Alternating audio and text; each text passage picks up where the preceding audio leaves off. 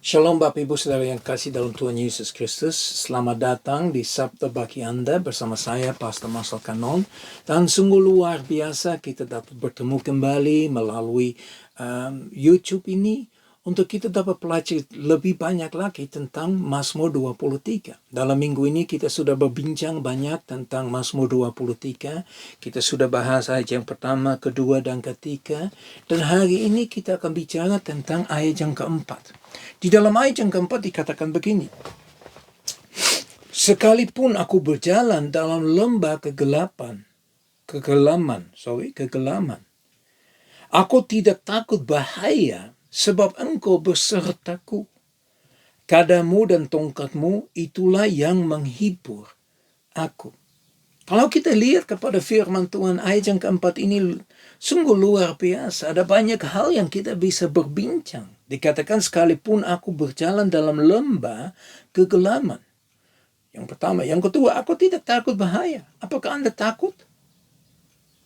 Yang ketiga, sebab engkau bersertaku. Emmanuel, Allah berserta dengan kita. Kadamu dan tongkatmu itulah yang menghibur aku. Ada 4 hal yang kita bisa renungkan tentang ayat ini. Makanya saya mau fokus pertama-tama kepada bagian yang pertama dari ayat yang keempat itu. Dikatakan sekalipun aku berjalan dalam lembah kegelaman. Jadi sudah berjalan di dalam lembah kegelaman. Artinya udah melewati masa yang sulit. Masa yang sulit, susah. Ya. Dan di situ pun ya, penulisnya ini yaitu Daud sadar walaupun dia melewati itu, dia harus melewati masa yang sulit, dia tetap tahu bahwa Tuhan menyertai dia. Saya ingin baca buat Anda Ayub pasal yang kedua, ayat yang ke-7 sampai dengan ayat yang ke-10. Kenapa?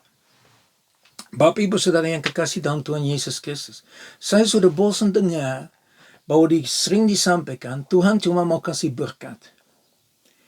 Ya, Tuhan hanya mau kasih yang enak, yang baik. Daud berkata, walaupun aku lewati lembah yang kegelaman, aku tidak takut karena Tuhan beserta saya. Nah, kita dapat belajar dari Ayub. Sungguh dahsyat, luar biasa. Kita tahu Ayub adalah orang saleh. Sangat mencintai Tuhan. Sangat taat kepada Tuhan. Tidak mau melawan Tuhan. Dan apa yang terjadi, dia diberkati. Punya 10 anak. Punya domba. Punya unta. Wah, sangat amat diberkati. Tapi satu persatu diambil. Sampai habis tuntas. Bahkan sampai Ayub mengalami penyakit. Nah, ini yang saya mau baca. Kemudian iblis pergi dari hadapan Tuhan. Jadi iblis menghadapi Tuhan untuk minta izin untuk berkarya terhadap Ayub. Melakukan sesuatu yang jahat. Lalu ditimpanya Ayub dengan bara yang busuk.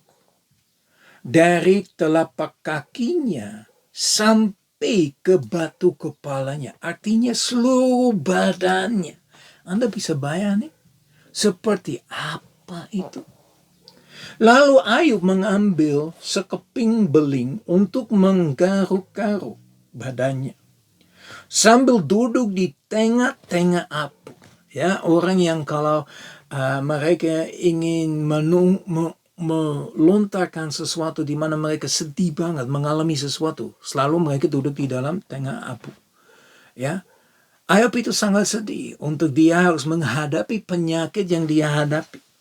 Ya, dia ditimpanya dengan bara yang busuk. Seluruh badannya dari atas kepala sampai bawah telapak kaki. Atau dari telapak kaki sampai ke atas kepala. Perhatikan apa yang dilakukan oleh istrinya. Maka berkatalah istrinya kepadanya, masih bertekun engkau dalam kesalehanmu. Bapak Ibu Saudara kasih dalam Tuhan Yesus Kristus. Ayub kehilangan semua. Habis total. Bisnisnya habis. Anaknya habis. Makanan habis. Semua habis. Bahkan dia sendiri pun kena penyakit. Menyedihkan. Tetapi satu hal yang kita bisa belajar. Bagaimana Ayub itu tetap setia. Sampai istrinya berkata, masih bertekunlah engkau dalam kesalehanmu. Coba kita renungkan. Kalau Anda Ayub, ya kita bisa bahas hari ini sebetulnya.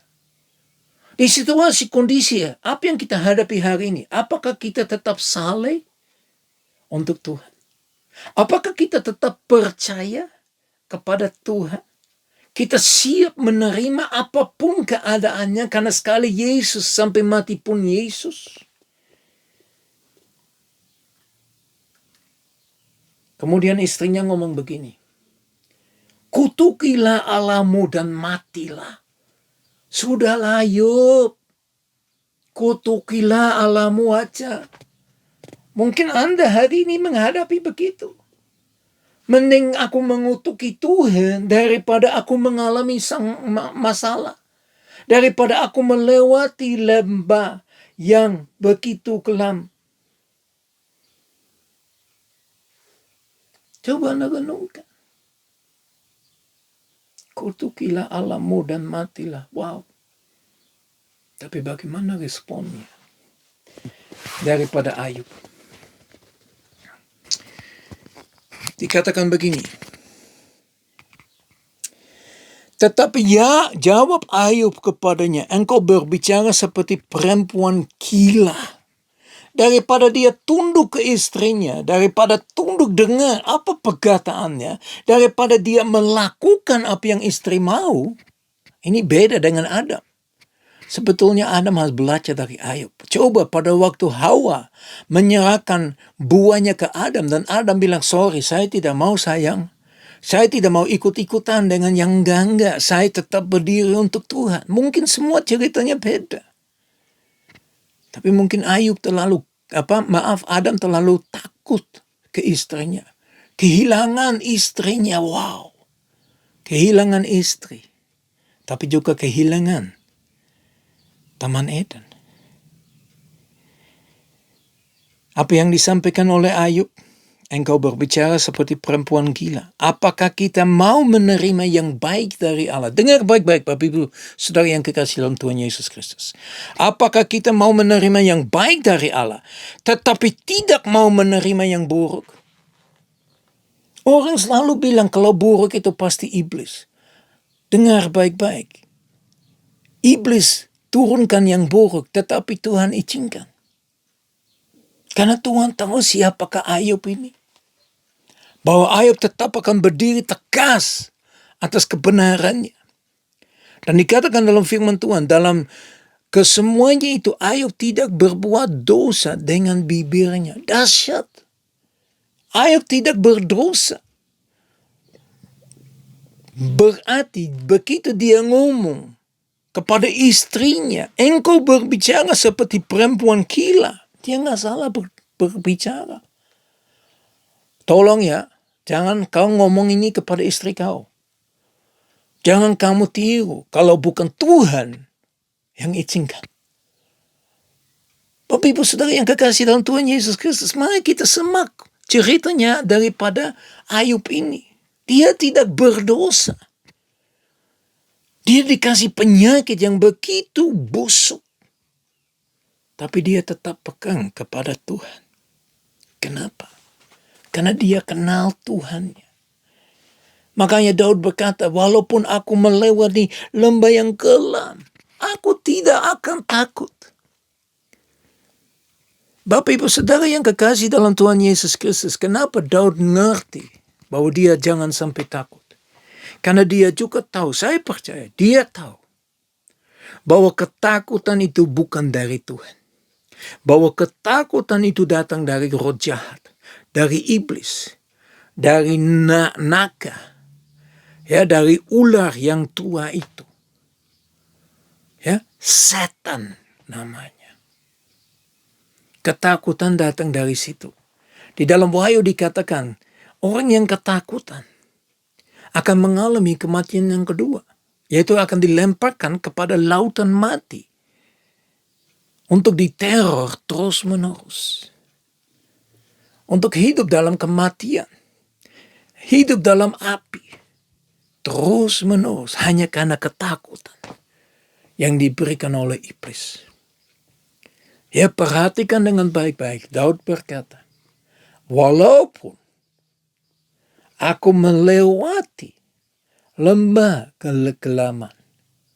Ya, mungkin seperti Sadrak, Mesar, dan Abednego pada waktu pemimpinnya, raja berkata, sembah dan sujud di patung aku. Mereka tidak mau. Waktu Daniel diberitahukan tidak boleh berdoa, dia tetap berdoa. Dan ada banyak contoh-contoh yang lain di mana hamba-hamba Tuhan tegas berdiri atas dasar kebenaran, tidak takut apapun yang terjadi. Sadrak, Mesar, dan Abednego masih berkata, walaupun kita dilemparkan, kita nggak takut. Kita nggak takut. Bagaimana dengan Anda? Ya, besok saya teruskan ayat ini karena baru satu hal tuntas dan setengahnya saya hal yang kedua. Ya, saya ingin bahas ini dengan tuntas. Jadi untuk itu Bapak Ibu Saudara yang kasih dalam Tuhan Yesus Kristus, mari kita serius dengan Tuhan. Jangan begitu Anda mengalami sedikit masalah, Anda sudah takut, Anda sudah jauh, Anda sudah meninggalkan Tuhan. Sekali Yesus, tetap Yesus, sampai selama-lamanya Yesus. Mari kita berdoa. Bapa kami di surga, kami bersyukur dan muliakan Engkau Tuhan. Terima kasih untuk ayat 4 dari Mazmur 23 yang kami dapat bahas Tuhan. Kami dapat belajar dari Ayub Tuhan bagaimana dia tetap kudus di hadapan Engkau. Bagaimana dia tetap tidak berbuat dosa. Dengan mulut pun tidak berdosa. Pada waktu dia berkata hal yang tidak enak didengar juga. Tapi karena dia tahu siapakah dia di dalam Engkau. Hari ini pun Tuhan kami berdoa. Supaya Engkau ungkapkan pribadimu kepada kami. Engkau menunjukkan siapakah kita. Apakah kita berkenan di hadapan Engkau. Apakah kita sungguh-sungguh di dalam Engkau. Hanya Engkau bisa menunjukkan Tuhan. Terima kasih Bapa. Terus beracara dalam seluruh aspek kehidupan kami. Dalam nama Yesus kami sudah berdoa. Haleluya. Amin. Ya, Bapak Ibu Saudara yang kasih dalam Tuhan Yesus Kristus, saya sungguh berdoa supaya Tuhan menyertai Anda. Tuhan tetap melindungi Anda, Tuhan tetap menutup bungkus Anda dengan kuasa darahnya. Dan supaya berkat dari Allah, kasih yang sempurna di dalam Yesus Kristus, persekutuan yang manis dengan Roh Kudus, menyertai kita semua mulai saat ini sampai Maranatha Tuhan Yesus datang kembali, bahkan sampai selama-lamanya. Tuhan Yesus memberkati. Ya, selamat hari Jumat. Nikmatilah hadirat Tuhan. Terus berjalan bersama Yesus. Karena bersama Yesus kita akan menjadi lebih dari pemenang. Tuhan Yesus berkati. Shalom.